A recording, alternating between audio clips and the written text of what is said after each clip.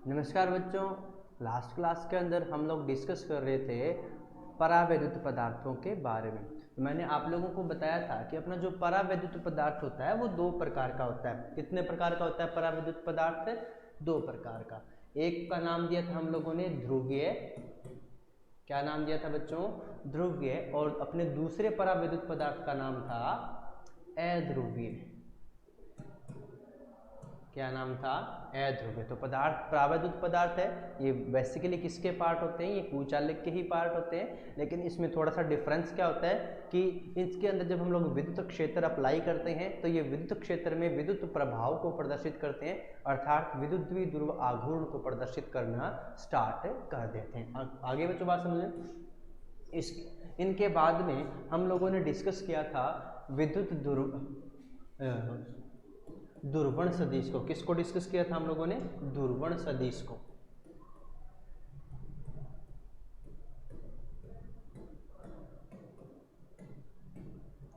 तो इसके लिए मैंने आप लोगों को बताया था कि ध्रुवण सदिश होता है, इसको हम लोग कैपिटल P से रिप्रेजेंट करते हैं। और ये बाह्य विद्युत क्षेत्र में परावैद्युत पदार्थ के इकाई आयतन में, परावैद्युत पदार्थ के इकाई आयतन में उत्पन्न होने वाले द्विध्रुव को कहते हैं, अर्थात कैपिटल P बराबर स्मॉल p बटा v।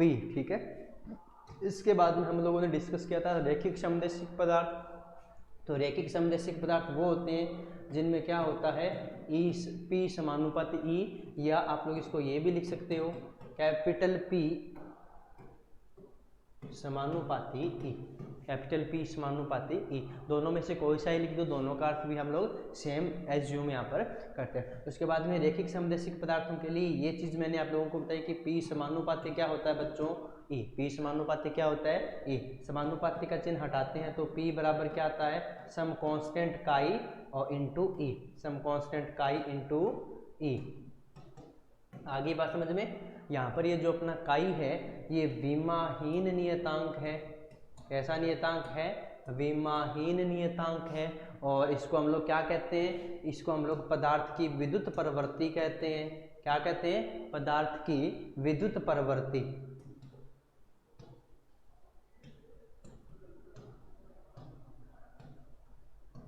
पदार्थ की क्या कहते हैं बच्चों? विद्युत प्रवृत्ति हम लोग इसको कहते हैं। अब नेक्स्ट हम लोग आगे बच्चों अपनी स्टडी को कंटिन्यू कर रहे हैं और अपना जो नेक्स्ट टॉपिक है वो है चालक की धारिता।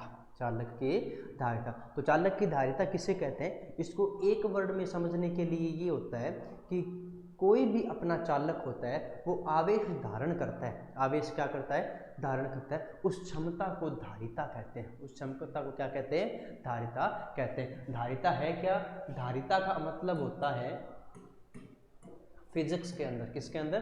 फिजिक्स के अंदर धारिता का मतलब होता है आवेश धारण करने की क्षमता। आवेश धारण करने की क्षमता। ठीक है।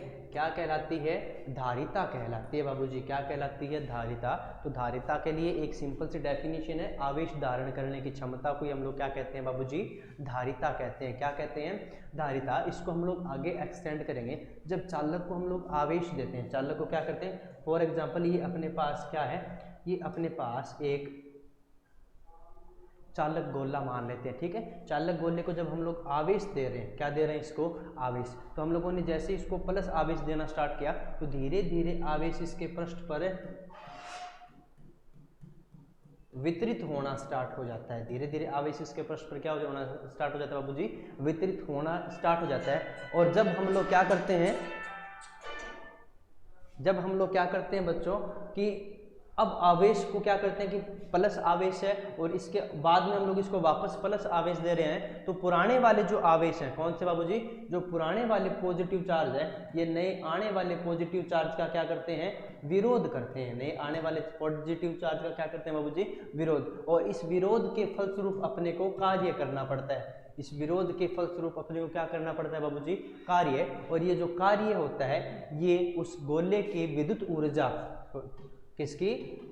विद्युत स्थितिज ऊर्जा में, विद्युत स्थितिज ऊर्जा बोल दो चाहे विद्युत स्थितिज ऊर्जा के साथ में क्या नाम ले लो आप लोग? विभव। ठीक है। दोनों एक ही चीज होती है। स्थितिज ऊर्जा इज इक्वल टू विभव इंटू आवेश। विभव इंटू क्या होता है बच्चों? आवेश होता है। तो जब हम लोग इसको क्या देते हैं बाबूजी, एक्स्ट्रा चार्ज देते हैं, तो इसकी स्थितिज ऊर्जा इंक्रीज होती है। स्थितिज ऊर्जा क्या होती है, इंक्रीज। कब होती है, जब हम लोग किसी आवेशित गोले को और आवेश देते हैं। दूसरी बात, विभव में भी इंक्रीज होगा। विभव में इंक्रीज इस प्रकार से होगा कि इसके ऊपर लगातार आवेश Q का मान क्या होता जाता है बाबूजी, बढ़ता जाता है। और आवेश का मान बढ़ने से फॉर्मूले KQ/R से, KQ/R बराबर V से V का मान भी क्या हो जाएगा बाबूजी, बढ़ जाएगा। यानी कि इतना जो हम लोगों ने डिस्कस किया है, इससे अपने को ये चीज़ पता चल रही है कि जब हम लोग किसी चालक को या आवेश देते हैं, किसी चालक को क्या देते हैं बच्चों, हम लोग आवेश देते हैं, तो आवेश एक चरणबद्ध प्रक्रिया से संपन्न होता है। उसको आवेशित करने की प्रक्रिया एक चरणबद्ध प्रक्रम से क्या होती है, संपन्न होती है। ये नहीं होता कि सीधा का सीधा 5 कूलाम आवेश दे दिया, सीधा का सीधा 8 कूलाम। उसमें धीरे धीरे आवेश की मात्रा बढ़ती जाती है, धीरे धीरे आवेश की मात्रा बढ़ती जाती है। और पुराने वाले जो आवेश होते हैं, जो हम लोगों ने सतह को दिए हैं, वो नए वाले जो आवेश आ रहे हैं, उनको क्या करते हैं, प्रतिकर्षित करके उसकी स्थितिज ऊर्जा में क्या करते जाते हैं, वृद्धि करते जाते हैं। इस सारे सिस्टम को समझने के पश्चात ये बात समझ में आई, इन सारी डेफिनेशनों को समझने के पश्चात यहाँ से ये चीज पता चलती है कि किसी चालक को दिया गया आवेश, किसी चालक को दिया गया आवेश, किसी चालक को जब हम लोग क्या देते हैं बाबूजी, आवेश क्यों देते हैं, किसी चालक को आवेश देते हैं, तो आवेश उसके विभव में वृद्धि करता है। वो आवेश उसके विभव में क्या करता है बाबूजी, वृद्धि। कौन से फॉर्मूले में, V बराबर KQ/R से, V बराबर KQ/R से। अगर हमारे पास ये एक गोला है, इस गोले पर हम लोग आवेश की मात्रा बढ़ा रहे हैं, आवेश की मात्रा बढ़ा रहे हैं, तो उस गोले पर उसी अनुपात में, उस गोले पर उसी अनुपात में विभव भी बढ़ता जाता है, विभव भी बढ़ता जाता है। अर्थात कोई भी चालक को अपने पास, उस चालक को दिया गया आवेश, उस चालक को दिया गया आवेश उस चालक के विभव के, उस चालक के विभव के क्या होता है बाबूजी, उस चालक के विभव के वो समानुपाती होता है, उस चालक के विभव के क्या होता है, समानुपाती होता है। और धारिता का मतलब मैंने आपको पहले ही बता दिया था, धारिता मतलब आवेश धारण करने की क्षमता, आवेश धारण करने की क्षमता, आवेश धारण करने की क्षमता क्या कहलाती है, धारिता कहलाती है। और जब हम लोग किसी चालक को आवेश देते हैं, तो उस चालक का जो आवेश होता है वो चरणबद्ध प्रक्रिया से तो संपन्न होता है, और उसके पश्चात ये इसका सेकंड रिलेशन ये भी बताता है कि उसको दिया गया जो आवेश होता है वो उसके विभव के समानुपाती होता है। विभव के क्या होता है बाबूजी, समानुपाती होता है। उसके पश्चात अगर हम लोग फिजिक्स के अंदर जब भी समानुपाती का चिन्ह आता है, उसको बराबर में बदलते हैं। किसमें बदलते हैं, बराबर में। तो जैसे हम लोग इसको बराबर में बदलते हैं, तो समानुपाती चिन्ह के स्थान पर कोई नया कांस्टेंट आता है। मान लेते हैं वो कांस्टेंट C है, मान लेते हैं वो कांस्टेंट क्या है, C है। तो ये फॉर्मूला आ जाएगा Q is equal to CV, Q is equal to क्या आ जाएगा बाबूजी, CV। और यहाँ पर जो अपना C है, जो अपना क्या है बाबूजी, C है, उस C को हम लोग क्या कहते हैं, स्थिरांक है। ये C क्या है बाबूजी, स्थिरांक। C कोई ना कोई क्या है, यहाँ पर समानुपाती स्थिरांक होता है, जिसको हम लोग धारिता कहते हैं, जिसको हम लोग क्या कहते हैं बाबूजी, धारिता या धारितीय गुणांक। ये क्या हो गया बाबूजी, इसका धारितीय गुणांक। C for capacity, C for क्या हो गया, कैपेसिटी। आगे बात समझे कि यहाँ पर धारिता का मतलब होता है कैपेसिटी, कि वो आवेश को कितने हद तक वो धारण कर सकता है, या उसके आवेश धारण करने की कैपेसिटी कितनी है, वो उसकी धारिता से डिफाइन की जाती है। आगे बात समझने में बच्चों किसी को दिक्कत है, तो Q बराबर क्या आ गया, CV। Q बराबर क्या आ गया, CV। यानी कि किसी चालक के लिए हम लोग अगर यहाँ से धारिता का फॉर्मूला निकालें, किसका फॉर्मूला निकालें, धारिता का, तो धारिता C बराबर आ जाएगी Q/V। धारिता C बराबर क्या आ जाएगी बाबूजी, Q/V, Q/V। और धारिता है क्या, ये समानुपाती स्थिरांक है। कौन सा स्थिरांक है, समानुपाती स्थिरांक। और समानुपाती स्थिरांक को हम लोग क्या नाम देते हैं, यहाँ पर धारिता नाम देते हैं। तो मोस्टली जो हम लोगों ने जो प्रक्रम किया है, उस प्रक्रम से अपने को एक ही बात समझ में आती है कि किसी चालक की जो धारिता होती है वो उस चालक पर आवेश और उस चालक के विभव के अनुपात के बराबर होती है। C बराबर क्या आ गया, Q/V। तो Q क्या कहलाया, उसका चालक का आवेश, और V क्या होगा, उसका विभव। V उसका क्या होगा बाबूजी, विभव। तो चालक की जो धारिता होती है वो चालक को दिया गया आवेश और उस चालक के विभव के अनुपात के क्या होती है, बराबर होती है। या फिर आप इसको इस प्रकार से भी डिफाइन कर सकते हो कि V बराबर अगर 1 हो जाए, V बराबर अगर क्या हो जाए बाबूजी, 1 वोल्ट हो जाए, V बराबर क्या हो जाए, 1 वोल्ट हो जाए, तो C बराबर क्या आ जाएगा, Q C बराबर क्या आ जाएगा, Q। यानी कि किसी गोले को आवेशित करने के लिए आवेश की वह मात्रा जो उस चालक की किसी चालक के ऊपर आवेश की वह मात्रा जो उस चालक के अंदर विभव कितना उत्पन्न करती है, 1 वोल्ट विभव उत्पन्न करती है, उस आवेश की उस मात्रा को हम लोग क्या कहते हैं बाबूजी, C कहते हैं, धारिता कहते हैं। तो धारिता क्या हुई, एकांक विभव के लिए आवेश की मात्रा, एकांक विभव के लिए आवेश की मात्रा क्या कहलाती है, C कहलाती है। क्या कहलाती है बच्चों, C कहलाती है। बात समझ में आ रही है ना। यहाँ तक हम लोगों ने इस चालक की धारिता के फॉर्मूले पढ़े थे और इस फॉर्मूले से हम लोग इसकी परिभाषा लिख सकते हैं, आवेश और विभव का अनुपात C, या V बराबर 1 वोल्ट हो जाए तो उस अवस्था में C बराबर Q, यानी कि किसी चालक के विभव में 1 वोल्ट की वृद्धि करने के लिए आवश्यक आवेश की मात्रा को हम लोग क्या कहते हैं बाबूजी, C कहते हैं। क्या कहते हैं बाबूजी, यहाँ पर C कहते हैं। C फॉर धारिता, C का मतलब होता है कैपेसिटेंस, और कैपेसिटेंस को हिंदी में हम लोग बोलते हैं बाबूजी धारिता। क्या बोलते हैं, धारिता। नेक्स्ट बाबूजी आगे चलते हैं।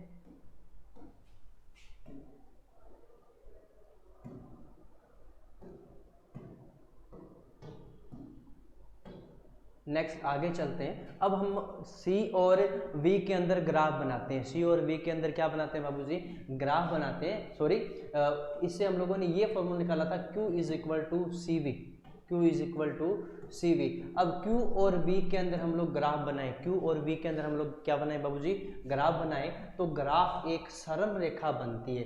ग्राफ एक क्या बनती है, सरल रेखा बनती है। जब किसी गोचालक पर आवेश 0 था, किसी चालक पर आवेश कितना था, 0, तो उसका विभव भी क्या मिलता है अपने को बाबूजी, 0 मिलता है। उसका विभव भी क्या मिलता है अपने को, 0। उसके बाद में जैसे जैसे हम लोग चालक की जैसे जैसे हम लोग चालक के ऊपर आवेश की विभव की मात्रा बढ़ाते जाते हैं या आवेश की मात्रा बढ़ाते हैं, तो वैसे वैसे चालक का विभव भी क्या होता जाता है, बढ़ता जाता है। और इस ग्राफ की जो ढाल है, इस ग्राफ की जो क्या बाबूजी ढाल है, वो ढाल किसके बराबर होगी, C के बराबर। यानी कि अगर ये इसके साथ थीटा एंगल बनाती है तो यहाँ पर C बराबर आ जाएगा tan थीटा। C बराबर क्या आ जाएगा, tan थीटा। C बराबर क्या आ जाएगा, tan थीटा। तो ये है धारिता के लिए, किसके लिए, धारिता के लिए Q और V के मध्य ग्राफ। और किसके लिए, चालक की धारिता के लिए। किसकी धारिता के लिए, चालक की धारिता के लिए। अब धारिता की निर्भरता देखें, किसकी, चालक की धारिता की निर्भरता।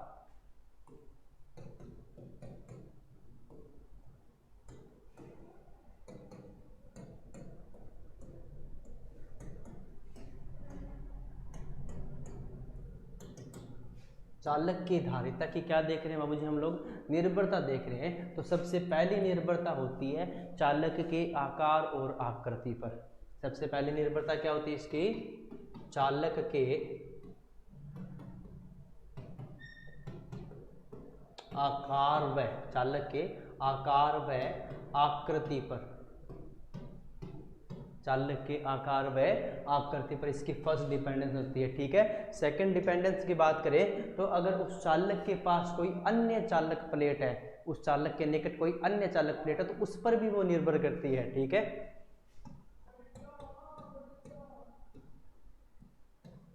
चालक के निकट स्थित अन्य चालक प्लेट पर,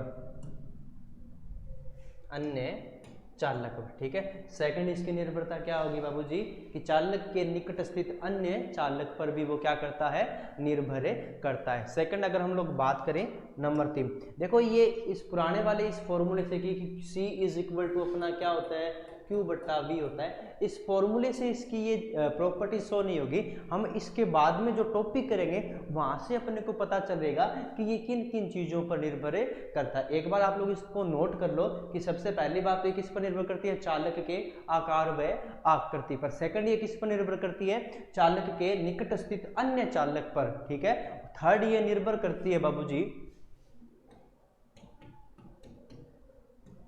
चालक के चारों ओर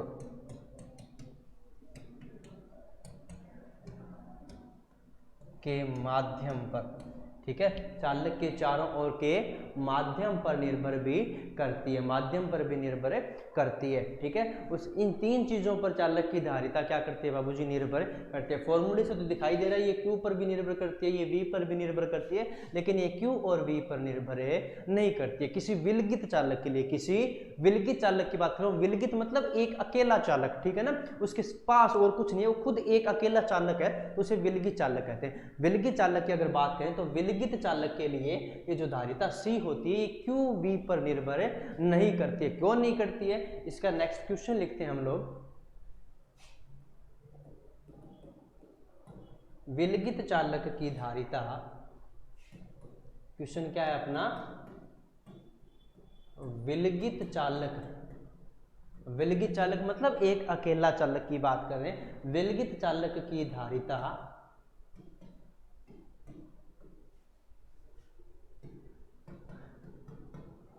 चालक के आवेश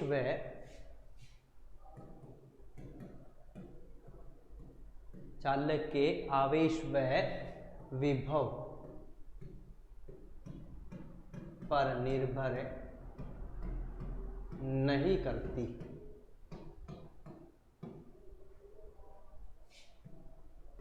क्यों, ये इंटरेस्टिंग क्वेश्चन है, ठीक है। विलगित चालक, हम लोगों ने फॉर्मूला लिखा था कि C बराबर क्या होता है, Q बट्टा V, और ये पर्सन क्या बोल रहा है, ये पर्सन बोल रहे हैं ये ना तो Q पर निर्भर करता है ना V पर निर्भर करता है, ये केवल इन तीन बातों पर निर्भर करता है। सबसे पहली बात चालक की आकार और आकृति पर, सेकंड चालक के निकट स्थित अन्य चालक पर, और थर्ड किस पर निर्भर कर रहा है, ये चालक के चारों ओर के माध्यम पर वो निर्भर करता है। तो फिर फॉर्मूले से ये चीज पता चले Q बट्टा V पर निर्भर करना चाहिए, तो ऐसा क्यों नहीं हो रहा है, ऐसा इसके लिए नहीं हो रहा है कि जब हम लोग किसी चालक को आवेश देते हैं, जब हम लोग किसी चालक को क्या देते हैं, आवेश देते हैं, ठीक है। मान लिया हम लोगों ने क्या कितना आवेश दे दिया, Q आवेश दे दिया, कितना आवेश दे दिया, ये अपने पास गोले के रूप में, किसके रूप में बाबूजी, अपने पास गोले के रूप में। इस चालक को हम लोगों ने क्या दिया बाबूजी, आवेश दिया, क्या दिया, आवेश। तो इस चालक के जैसे हम लोगों ने Q आवेश दिया तो इसके ऊपर V विभव उत्पन्न हो गया, इसके ऊपर V विभव उत्पन्न हो गया, और जैसे V विभव उत्पन्न हुआ तो हम लोगों को पता है Q बट्टा V का अनुपात, Q बट्टा V का अनुपात क्या कहलाता है, C कहलाता है। तो विच इज इक्वल टू, इसका आवेश Q बट्टा विभव कितना होता है, विभव इसका हो जाएगा बाबूजी KQ बट्टा R, विभव कितना हो जाएगा इसका KQ बट्टा R। देन Q से Q क्या हो गया, कैंसिल, देन C बराबर अपने को क्या मिल जाएगा यहाँ से बाबूजी, यहाँ से मिल जाएगा K R बट्टा K, क्या मिल जाएगा R बट्टा K, R बट्टा K मतलब इस ये जो R है ये तो गोले की त्रिज्या है, जो खुद गोले के आकार या आकृति पर निर्भर कर रही है, गोले के आकार या आकृति पर क्या कर रही है, निर्भर कर रही है। सेकंड अगर हम लोग इसके अंदर K की बात करें, किसकी बात करें बाबूजी हम लोग, K की, तो K की बात करें तो C बराबर K का मान होता है 4 pi epsilon not into R, 4 pi epsilon not into R, और जो एप्सिलॉन नॉट होता है ये माध्यम पर निर्भर करता है। तो सेकंड इसकी निर्भरता किस पर आ गई, चालक के चारों ओर के माध्यम पर, और ये जो थर्ड निर्भरता चालक के निकट स्थित अन्य चालक प्लेट पर है, इस चीज को हम लोग एक्सप्लेन करेंगे संधारित्र के अंदर, किसके अंदर एक्सप्लेन करेंगे, संधारित्र के अंदर। तो आप लोगों को इन चीजों से समझ में आ गया होगा इस कैलकुलेशन से कि जो C का मान है वो Q और V पर निर्भर नहीं करता है। क्यों नहीं करता है, क्योंकि जब किसी चालक का आवेश बढ़ाया जाता है तो उसी अनुपात में उसका विभव भी बढ़ जाता है, उसी अनुपात में उसका विभव भी क्या हो जाता है बाबूजी, बढ़ जाता है, जिसके कारण C की जो निर्भरता है वो Q और V पर नहीं होती, Q और V पर नहीं होती। किसके लिए, विलगित चालक के लिए, किसके लिए बाबूजी, ये विलगित चालक के लिए। आगे बात समझ में, तो इसका हम लोग आंसर लिखते हैं।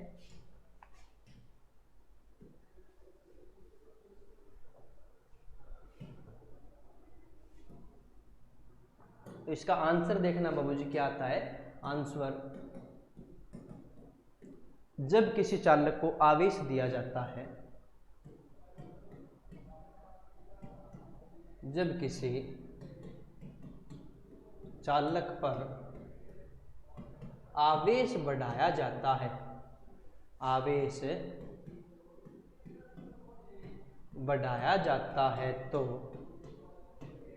जब किसी चालक पर आवेश बढ़ाया जाता है तो उसी अनुपात में, उसी अनुपात में चालक का विभव, उसी अनुपात में चालक का विभव भी बढ़ जाता है, भी बढ़ जाता है। चालक का विभव भी क्या हो जाता है बाबूजी? बढ़ जाता है।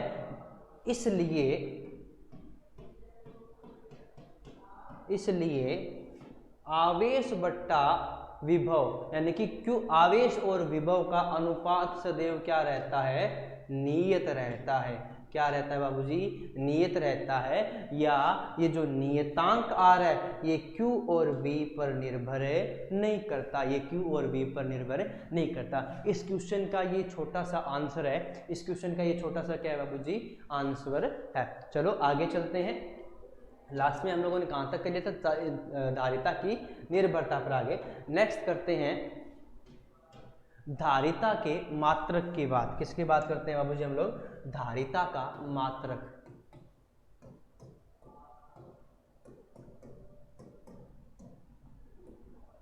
धारिता का मात्रक। धारिता के मात्रक की अगर हम लोग बात करते हैं तो हम लोगों ने देखा था कि धारिता का जो फॉर्मूला C बराबर आया था उसका मतलब था Q बट्टा V। उसका मतलब क्या था? Q बट्टा V, सॉरी। तो C बराबर, C का जो मात्रक मिलेगा अपने को वो क्या मिलेगा? आवेश का मात्रक क्या होता है? कूलाम। और V का मात्रक क्या होता है बाबूजी? वोल्ट, यानी कूलाम प्रति वोल्ट। इसका मात्रक क्या होता है? कूलाम प्रति वोल्ट। क्या होता है बाबूजी? कूलाम प्रति वोल्ट। और इस कूलाम प्रति वोल्ट को डिफाइन किया जाता है फैराड के नाम से। किसके नाम से? फैराड। फैराड यहाँ पे लिखा जाएगा स्मॉल f को। किसको लिखा जाएगा? स्मॉल f को। तो संधारित्र की जो धारिता हो, सॉरी चालक की जो धारिता होती है उस धारिता का मात्रक क्या होता है बाबूजी? फैराड। क्या होता है बाबूजी? फैराड। आगे बात समझ में क्या होता है? उसका मात्रक फैराड होता है। क्या होता है? उसका मात्रक फैराड होता है।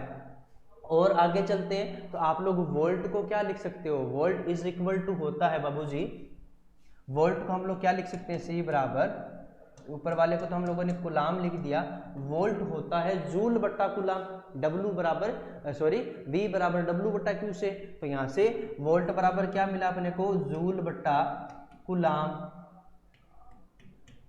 तो इस हिसाब से ये मात्रक क्या बन गया? कूलाम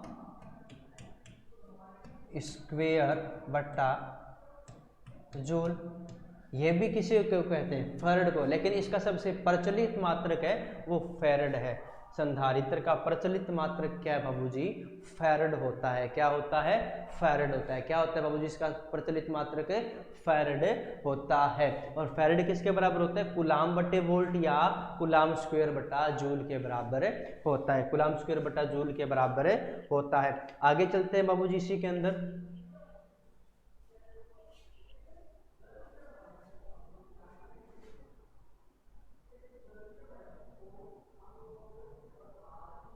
अब यहाँ पर हम लोग अगर देखते हैं तो यहाँ पर अपने को इसका मात्रक क्या मिल गया? इसका मात्रक मिल गया कूलाम बटा वोल्ट या कूलाम स्क्वायर बटा जूल, या इसी चीज को हम लोगों ने क्या नाम दिया था? फैराड। क्या नाम दिया था बाबूजी? फैराड। Small f। फैराड का मतलब स्मॉल f से इसको रिप्रेजेंट हम लोगों ने किया है। तो हम लोग जानते हैं कि एक फैराड बराबर क्या होगा?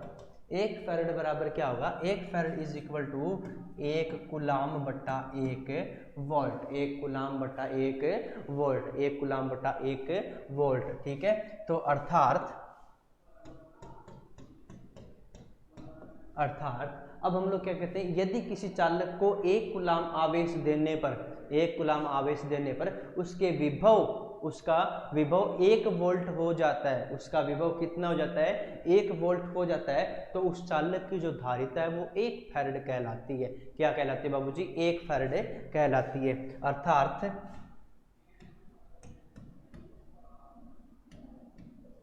जब किसी चालक को 1 कूलाम, कितना 1 कूलाम आवेश देने पर, चालक को 1 कूलाम आवेश देने पर, कितना आवेश देने पर? 1 कूलाम आवेश देने पर उसकी धारिता में, उसकी धारिता में कितना परिवर्तन हो जाए, सॉरी धारिता नहीं बाबूजी, यहाँ उसके विभव की बात करेंगे। किसकी बात करेंगे? उसके विभव में, उसके विभव में परिवर्तन 1 वोल्ट, परिवर्तन 1 वोल्ट होता है, तो यानी कि जब किसी हम लोग चालक को क्या करते हैं 1 कूलाम आवेश देते हैं और उस चालक के विभव में 1 वोल्ट का परिवर्तन आता है, उस चालक के विभव में 1 वोल्ट का परिवर्तन होता है, तो चालक की धारिता, चालक की धारिता 1 फैरड, चालक की धारिता 1 फैरड कहलाती है। क्या कहलाती है चालक की धारिता बाबूजी? 1 फैरड उसकी धारिता क्या होती है? कहलाती है। बात समझ में आ रही है या नहीं कि जब किसी चालक को 1 कूलाम आवेश देने पर उसके विभव में परिवर्तन 1 वोल्ट होता है, तो चालक की धारिता कितनी कहलाती है? 1 फैरड कहलाती है। कितनी कहलाती है बाबूजी? 1 फैरड उसकी धारिता कहलाती है। उसके बाद में ये चीज़ भी मैं यहाँ पर आप लोगों को बता सकता हूँ, ये है क्या, ये जो चीज़ दी हुई है ये 1 फैरड की, किसकी? 1 फैरड की अंतर्राष्ट्रीय परिभाषा है। 1 फैरड की कौन सी परिभाषा है? ये अंतर्राष्ट्रीय परिभाषा। तो 1 फैरड की अंतर्राष्ट्रीय परिभाषा क्या है कि जब किसी चालक के ऊपर आवेश में आवेश 1 कूलाम से परिवर्तित किया जाता है, तो उस चालक का अगर विभव 1 वोल्ट से परिवर्तित होता है, कितना वोल्ट से?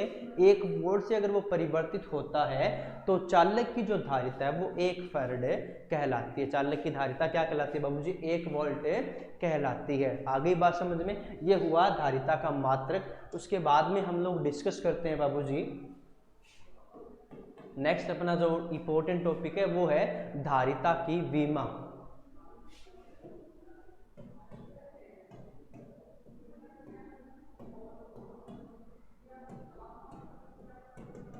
धारिता की विमा यानी कि सी की अपने को क्या लिखनी है? विमा। तो हम लोग जानते हैं सी बराबर क्या होता है? सी बराबर होता है कूलाम स्क्वायर बट्टा जूल। कूलाम स्क्वायर बट्टा जूल कहाँ से पता चला? हम लोगों को यहाँ से पता चला। आगे बात समझ में?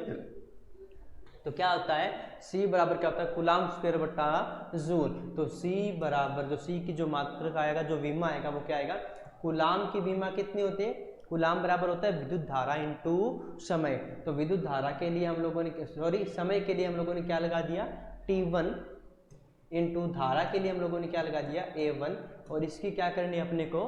स्क्वायर बट्टा जूल की विमा कितनी होती है? M1 L2 T to the power minus 2। T to the power कितनी होती है बच्चों? माइनस की 2 होती है। चलो इसको और आगे डिस्कस करते हैं हम लोग।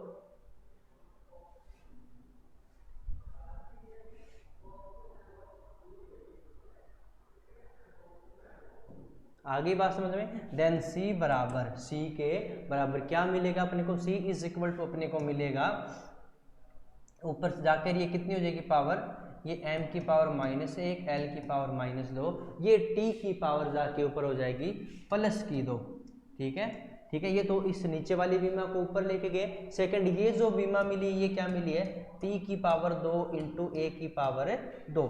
जैसे इसको हम लोगों ने स्क्वायर किया तो क्या मिला, t की पावर 2 a की power 2। Next finally c is equal to अपने को क्या मिलेगा, m की पावर -1 l की पावर -2 इंटू t की पावर 2 और 2, 2 और 2 कितनी हो जाएगी बाबूजी, 4 हो जाएगी। तो 2 और 2 कितनी हो गई, 4 इंटू ए स्क्वेयर, सॉरी, और a की विमा 2। तो इस प्रकार से धारिता C की विमा, किसकी, धारिता C की विमा क्या होती है बच्चों, m की पावर -1, m की पावर -1, l की पावर -2, t की पावर 4, a की पावर 4। ये चालक की धारिता की क्या है, विमा। चालक के धारिता का फॉर्मूला क्या था, चालक के धारिता का फॉर्मूला था C बराबर Q बट्टा V।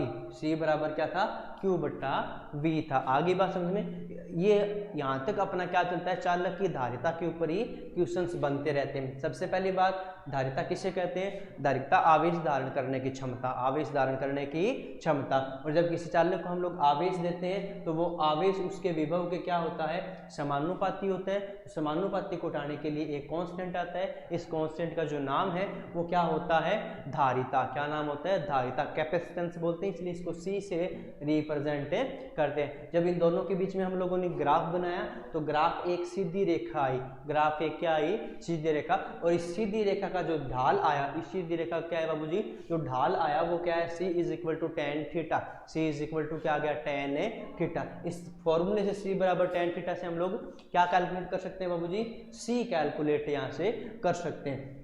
उसके बाद में मैंने इसकी निर्भरता बताई आप लोगों को। तो सबसे पहली बात ये आकार पर निर्भर करता है। सेकंड बात ये चालक के निकट स्थित अन्य चालक पर निर्भर करेगा। और थर्ड इसकी निर्भरता क्या है, चालक के चारों ओर के माध्यम पर ये क्या करेगा बाबूजी, निर्भर करेगा। उसके बाद में एक क्वेश्चन किया था कि जब विलगित चालक की धारिता है वो चालक के आवेश व विभव पर निर्भर नहीं करती है। क्यों निर्भर नहीं करती है, क्योंकि जब किसी चालक पर आवेश बढ़ाया जाता है तो उसी अनुपात में विभव भी क्या हो जाता है बाबूजी, बढ़ जाता है। जैसे ही उसके ऊपर विभव बढ़ जाता है तो ये Q बट्टा V पर निर्भर नहीं करता। Q बट्टा V का अनुपात हमेशा कांस्टेंट होता है। Q बट्टा V का अनुपात हमेशा क्या होता है, कांस्टेंट होता है। अगर कांस्टेंट नहीं होता तो समानुपाती स्थिरांक आता ही नहीं।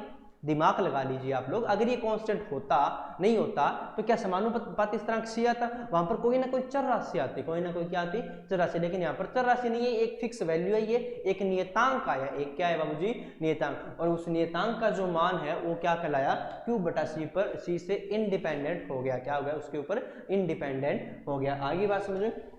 उसके बाद में हम लोगों ने उसकी अंतर्राष्ट्रीय परिभाषा पढ़ी और उसके मात्रक के बारे में हम लोगों ने जानकारी ली। और फाइनली उसके लिए हम लोगों ने विमा भी कैलकुलेट कर ली। तो C की विमा क्या थी, C बराबर m की पावर -1, l की पावर m की पावर -1, l की पावर -2, t की पावर 4, a की पावर 2। ये क्या बनी अपने, ये संधारित्र की धारिता की विमा, संधारित्र के धारिता की क्या बनी बाबूजी, विमा। बाकी जो नेक्स्ट है वो हम लोग नेक्स्ट, बाकी जो बचा इस चैप्टर के अंदर वो हम लोग नेक्स्ट वीडियो के अंदर डिस्कस करेंगे। आज बच्चों बस इतना ही। Thank you.